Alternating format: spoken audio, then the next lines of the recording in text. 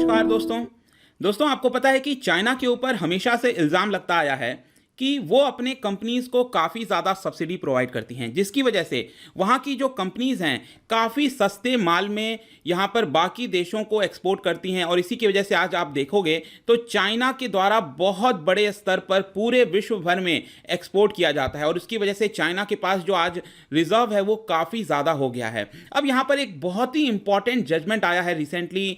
China का जो dispute चल रहा था यूरोपियन यूनियन के साथ, वो चाइना लूज कर चुका है वर्ल्ड ट्रेड ऑर्गेनाइजेशन में, WTO। तो इसका इंप्लीकेशन क्या होगा, ये डिस्प्यूट है क्या बेसिकली, और भारत का इस पर क्या कहना है, इन सभी चीज़ों के बारे में जानेंगे। चलिए आगे बढ़ते हैं। मैं हूं अंकित अग्रवाल और अपडेट के लिए आप मुझे फॉलो कर सकते हैं इंस्टाग्राम, फेसबुक और ट्विटर पर। मेरे लेक्चर की हर PDF आपको फेसबुक पर मिल जाएगी, प्लस साथ में आप मेरा टेलीग्राम चैनल ज्वाइन कर सकते हैं by searching Ankit Agarwal official. ध्यान रखिएगा, इसमें 35,000 से ज़्यादा मेंबर्स हैं, यही वाला चैनल ज्वाइन करिएगा। और अगर आप UPSC की तैयारी कर रहे हैं तो आपके लिए सुनहरा मौका है। स्टडी IQ लाया है आपके लिए स्मार्ट कोर्सेज, जिसके थ्रू आप अपनी प्रिपरेशन और भी ज्यादा अच्छे तरीके से कर सकते हैं। तो सबसे पहले हम देख लेते हैं WTO के बारे में। देखिए 1948 में एक ऑर्गेनाइजेशन आया था जिसका नाम था general agreement on tariffs and trade. फिर आगे चलकर 1994 में एक मैराकश एग्रीमेंट होता है और इसके चलते 1995 1 जनवरी को ये ऑर्गेनाइजेशन WTO ये इस्टेब्लिश किया जाता है। ध्यान रखिएगा, इसमें यूनाइटेड नेशंस के 193 पूरे मेंबर्स नहीं आते हैं, इसके अंदर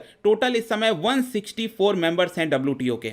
इसका हेडक्वार्टर आपको जेनेवा स्विट्जरलैंड में मिलेगा और प्रेजेंट में इसके डायरेक्टर जनरल हैं रॉबर्टो एजवेदो साहब। तो यहां पर आप न्यूज़ में देख सकते हो, China loses landmark WTO dispute against European union. देखिए ये न्यूज़ तो बहुत ही सिंपल है, इसमें कोई बहुत ज़्यादा बताने को नहीं है, लेकिन इसका जो पूरा बैकग्राउंड है ना, जब से चाइना ज्वाइन किया है WTO तो एक पर्टिकुलर डिस्प्यूट चलता आ रहा है। वो सारी चीजें अगर आप जान लोगे तो ये काफी इंटरेस्टिंग लगने लगेगा फिर ये आपको न्यूज़। तो हम सबसे पहले देखते हैं चाइना और WTO के बारे में। देखिए जब 1995 में WTO एस्टैब्लिश किया गया था, उसके बाद से पूरा जो मेंबर्स हैं WTO के, उन्होंने काफ़ी ज़्यादा ट्राई किया कि चाइना को भी WTO के अंदर शामिल करना चाहिए। स्पेशली जो यूरोपियन यूनियन है और जो अमेरिका है, US है, उन्होंने काफ़ी हद तक ट्राई किया कि यहाँ पर चाइना को भी WTO के अंदर आना चाहिए, क्योंकि एक इतना बड़ा देश, इतनी आबादी वाला देश, अगर वो दूसरे देशों के साथ ट्रेड करता है और वो अगर WTO का पार्ट नहीं बनता है तो कहीं ना कहीं जो एक ट्रांसपेरेंसी होनी चाहिए ट्रेड में, वो नहीं हो पाएगी। और आपको एक चीज ध्यान रखना है, जिस नजरिए से आज आप चाइना को देखते हो वैसा नजरिया 2000 के समय नहीं होता था। उस समय अगर आप देखिए तो चाइना एक मिड साइज्ड इकोनॉमी थी, बहुत ज्यादा बड़ी इकोनॉमी नहीं थी, भारत से थोड़ी ही बड़ी इकोनॉमी थी, लेकिन पिछले 2-3 दशक ने उसमें बहुत बड़ी ग्रोथ हासिल की है। तो यहां पर क्या हुआ कि जब चाइना WTO को ज्वाइन कर रहा था, चाइना फाउंडिंग मेंबर नहीं था 1995 में, चाइना ने WTO को ज्वाइन किया बेसिकली 2001 दिसंबर में। तो यहां पर जब नेगोशिएशन चल रहे थे तो वहां पर एक बहुत ही इंपॉर्टेंट डिबेट आया, that is market economy status. That is कि यहां पर क्या चाइना को मार्केट इकोनॉमी का स्टेटस देना चाहिए कि नहीं देना चाहिए।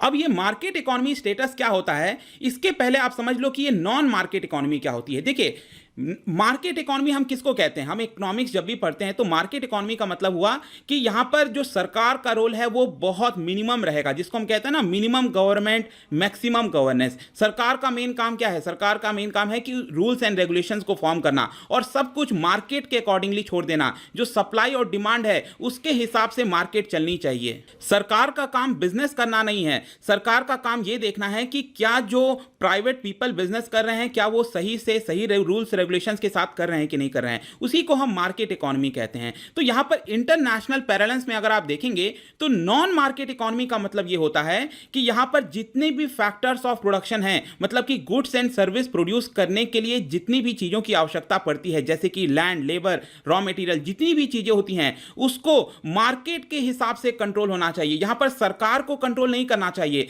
सरकार किसी को यह नहीं कह सकती आप ये काम नहीं कर सकते हो, आप सिर्फ यही काम कर सकते हो। यहां पर सरकार को रूल्स रेगुलेशन बनाना चाहिए और सब कुछ लोगों के हाथों में छोड़ देना चाहिए। लेकिन जो नॉन मार्केट इकोनॉमी होती है, यहां पर क्या होता है कि सरकार इन सारे फैक्टर्स ऑफ प्रोडक्शन को कंट्रोल करती है। तो जब सरकार के द्वारा इन सभी चीजों पर कंट्रोल किया जाता है, इसी को हम कहते हैं नॉन मार्केट इकोनॉमी। और ऑब्वियस सी बात है, इसका जस्ट आप अपोजिट कर लीजिए। मार्केट इकोनॉमी क्या होगा? जब सरकार का कंट्रोल इन सारी चीजों के ऊपर नहीं रहता है। तो यहां पर क्या होता है कि जब भी कोई देश WTO को ज्वाइन करता है, तो उसको ऑटोमेटिकली एक तरह से मार्केट इकोनॉमी का स्टेटस दे दिया जाता है। अब इसका डिफरेंस समझिए। अगर एक देश है जिसको नॉन मार्केट इकोनॉमी का स्टेटस दिया गया है और एक देश है जहां पर मार्केट इकोनॉमी का स्टेटस दिया गया है, तो इसका मतलब क्या हुआ कि नॉन मार्केट इकोनॉमी स्टेटस वाले को हम उस देश को बोल रहे हैं जहां पर सरकार चीजों को कंट्रोल करती है काफी हद तक, और मार्केट इकोनॉमी वाले देशों को हम वो बोल रहे हैं जहां पर सरकार हर एक चीज कंट्रोल नहीं करती है। ठीक है, तो यहां पर क्या होता है कि जो मेंबर कंट्रीज हैं, वो जो एंटी डंपिंग ड्यूटीज होता है वो in non market economy status वाले देश पर लगा सकते हैं। जैसे कि फॉर एग्जांपल से समझिए, चाइना अगर अपने जो कंपनीज हैं उनको सब्सिडी प्रोवाइड करता है ताकि वो ज्यादा से ज्यादा एक्सपोर्ट कर पाए दूसरे देशों में, तो यहां पर क्या होगा कि जो देश में एक्सपोर्ट किया जा रहा है वो देश वो कह सकती है कि इस देश को नॉन मार्केट इकोनॉमी का स्टेटस दिया गया है, इसलिए हम चाइना के ऊपर एंटी डंपिंग ड्यूटी लगा देंगे, मतलब कि ज्यादा टैरिफ लगा देंगे। लेकिन अगर कोई देश है मार्केट इकोनॉमी का स्टेटस दिया गया है वर्ल्ड ट्रेड ऑर्गेनाइजेशन के अंदर, तो वहां पर जो भी एक्सपोर्ट्स किए जा रहे हैं गुड्स, तो वहां पर इतना आसानी से एंटी डंपिंग ड्यूटी नहीं लगाई जा सकती है किसी देश के द्वारा, क्योंकि उसको मार्केट इकोनॉमी का स्टेटस मिला हुआ है। तो बेसिकली क्या हुआ कि चाइना ने जब दिसंबर 2001 को WTO ज्वाइन किया, तो एक तरह से क्या होना चाहिए था, उसको मार्केट इकोनॉमी का स्टेटस देना चाहिए था। लेकिन सारे जो मेंबर्स थे, पूरा विश्व को क्या पता था कि चाइना में जो सरकार है वो हर एक चीज कंट्रोल करती है, ट्रांसपेरेंसी नहीं है। इसलिए जब ये ज्वाइन किया चाइना, तो उसको नॉन मार्केट इकोनॉमी का स्टेटस दे दिया गया और चाइना को बोला गया कि दिसंबर 2016 तक, इसका मतलब अगले 15 साल तक हम आपको नॉन मार्केट इकोनॉमी का स्टेटस देंगे, और आगे चलकर हम डिसाइड करेंगे 2016 के बाद कि क्या आपको मार्केट इकोनॉमी का स्टेटस देना चाहिए कि नहीं देना चाहिए। तो इससे चाइना को क्या नुकसान होगा? चाइना पर यह नुकसान होगा कि चाइना जो भी गुड्स बाहर भेजता है, जब सपोज मैं कहता हूं चाइना भारत मोबाइल फोन भेज रहा है और भारत को ऐसा एहसास हुआ कि चाइना की सरकार काफी ज्यादा यहां पर सब्सिडी दे रही है अपने मोबाइल फोन कंपनीज को, तो भारत क्या करेगी? भारत इसके ऊपर इंक्वायरी बैठाएगी, और अगर इंक्वायरी में यह पाया जाता है कि यह बात सच है, तो यहां पर भारत आराम से एंटी डंपिंग ड्यूटी लगा सकती है और यहां पर WTO के अंदर कोई भी इस तरह का डिबेट नहीं हो पाएगा फिर। तो बेसिकली आपको आई होप समझ में आ गया होगा कि ये नॉन मार्केट इकोनॉमी का स्टेटस देने से क्या होता है, यहां पर बाकी सरकारें ज्यादा टैरिफ, एंटी डंपिंग ड्यूटी तरह की चीजें लगा सकती हैं चाइना के ऊपर। अब देखिए 2016 के बाद क्या हुआ, 2016 तक तो इसी तरह से चीजें चली, लेकिन 2016 के बाद भी यहां पर जो बाकी मेंबर्स हैं उनको ये लगा कि अभी भी चाइना ने अपने देश के अंदर मार्केट रिफॉर्म्स नहीं लाए हैं। यहां पर जिस तरह से WTO के अंदर ऑब्लिगेशंस हैं कि जो मेंबर कंट्रीज हैं उनको हर एक चीज मार्केट इकोनॉमी पर छोड़ देनी चाहिए, यहां पर सरकार को ट्रांसपेरेंसी रखनी चाहिए, वो अभी तक चाइना ने नहीं किया है, जिसकी वजह से अभी भी हम उसको मार्केट इकोनॉमी का स्टेटस नहीं दे सकते थे। लेकिन दूसरी तरफ चाइना क्या चाहेगा? चाइना तो यही चाहेगा कि उसको मार्केट इकोनॉमी का स्टेटस मिले, ताकि कोई भी देश उतने आसानी से उनके गुड्स के ऊपर कोई भी एंटी डंपिंग ड्यूटी नहीं लगा सकता है। और इसी को देखते हुए आगे चलकर 2017 में यूएस डिपार्टमेंट ऑफ कॉमर्स ने एक रिपोर्ट जारी की और कहा कि यहां पर अभी हम चाइना को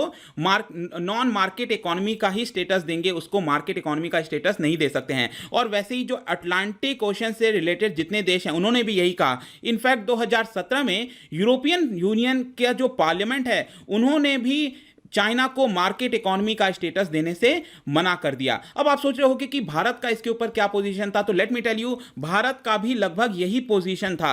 भारत ने भी कई बार एंटी डंपिंग केसेस में यहां पर चाइना के जो गुड्स आते हैं हमारे भारत के अंदर, वहां पर भी कई सारे गुड्स के ऊपर, अगर मैं आपको आंकड़ा दूं तो दिसंबर 2018 तक अगर आप देखिए तो 181 गुड्स के ऊपर हमने एंटी डंपिंग ड्यूटी लगाई हुई है। लेकिन यहां पर आपको एक चीज याद रखना है कि अभी तक भारत ने फॉर्मली एक कोई भी अनाउंसमेंट नहीं किया है। ऑल्दो हम एंटी डंपिंग ड्यूटी लगाते हैं काफी सारे गुड्स के ऊपर, लेकिन अभी भी हमने फॉर्मली फॉर्मल तरीके से कि क्या चाइना को नॉन मार्केट स्टेटस देना चाहिए या फिर मार्केट इकोनॉमी का स्टेटस देना चाहिए। आई होप कि अभी तक जितनी चीजें थी बेसिक्स आपको क्लियर हो गया होगा। तो अब मैं आता हूं यहां पर, तो यहां पर क्या हुआ कि यूरोपियन यूनियन के जो देश हैं वो लोग कई सारे एंटी डंपिंग ड्यूटी लगाते थे चाइनीज गुड्स के ऊपर। तो यहां पर क्या हुआ कि ये जून के अंदर ये समाप्त होने वाला था, डेडलाइन होने वाला था। इसको देखते हुए ये पूरा केस चल रहा था डब्ल्यूटीओ के अंदर। चाइना चाहता था कि यूरोपियन यूनियन उसको मार्केट इकोनॉमी का स्टेटस दे, लेकिन यूरोपियन यूनियन नहीं चाहता था कि उसको मार्केट इकोनॉमी का स्टेटस दे। तो इसी मामले में चाइना जो है, ये जो डिस्प्यूट है वो डब्ल्यूटीओ के अंदर लूज कर गया है और चाइना को मार्केट इकोनॉमी का स्टेटस अभी के लिए नहीं दिया जाएगा। मैं बता दूं कि ये जो पूरा मामला है ये पिछले 4 साल से चाइना लड़ा था। मैंने आपको ऑलरेडी बताया 2016 से यहां पर चाइना ट्राई कर रहा था कि उसको मार्केट इकोनॉमी का स्टेटस दिया जाए, लेकिन ये पूरा केस अब वो लूज कर चुका है। तो अब इसका इंपैक्ट क्या आएगा चाइना के ऊपर? ऑब्वियस सी बात है, यूरोपियन यूनियन जो भी एंटी टैरिफ लगा रहा था, एंटी डंपिंग ड्यूटी लगा रहा था चाइनीज गुड्स के ऊपर, वो अभी भी लगाना स्टार्ट कर देगा। और हो सकता है कि अभी कोरोना वायरस पैंडेमिक के चलते यहां पर फर्दर जो रिलेशन है यूरोपियन यूनियन और चाइना के बीच में वो खराब होते हुए दिख सकते हैं और यूरोपियन यूनियन फर्दर यहां पर जो टैरिफ्स हैं उसको बढ़ा भी सकता है। और लास्ट में हम भारत के पर्सपेक्टिव से ये पूरा मामला देखें तो एक तरह से आप कह सकते हो कि यहां पर अब भारत जो भी टैरिफ लगाता था उसको फर्दर बढ़ा भी सकता है, हो सकता है, क्योंकि आप रिसेंटली देखिए जिस तरह का बॉर्डर टेंशन देखने को मिला और स्पेशली गलवान वैली में जिस तरह से हमारे 20 जवान वीर गति को प्राप्त हुए हैं, उसके बाद से हो सकता है कि भारत भी इस पूरे डिसीजन को देखते हुए यहां पर ये टैरिफ बढ़ा दे। तो आई होप कि ये सारा मामला अब आपको समझ में आ गया होगा। अगर आपके मन में कोई डाउट है कि मैं तब से आपसे कह रहा था एंटी डंपिंग ड्यूटी के बारे में, देखिए ये सारे ड्यूटीज को मैंने ऑलरेडी एक्सप्लेन किया हुआ है। एंटी डंपिंग ड्यूटी क्या होता है, सेफगार्ड ड्यूटी क्या होता है, काउंटर वेलिंग ड्यूटीज क्या होते हैं, ये सारी चीजें हमने ऑलरेडी इस वीडियो में डिस्कस किया हुआ है। आप ये सर्च कर लेना, duties imposed under WTO study IQ, ये वाला थंबनेल आपको मिल जाएगा, आप उसको देख सकते हो। तो आई होप कि ये पूरा वीडियो आपको पसंद आया हो, कुछ जानकारी मिली होगी।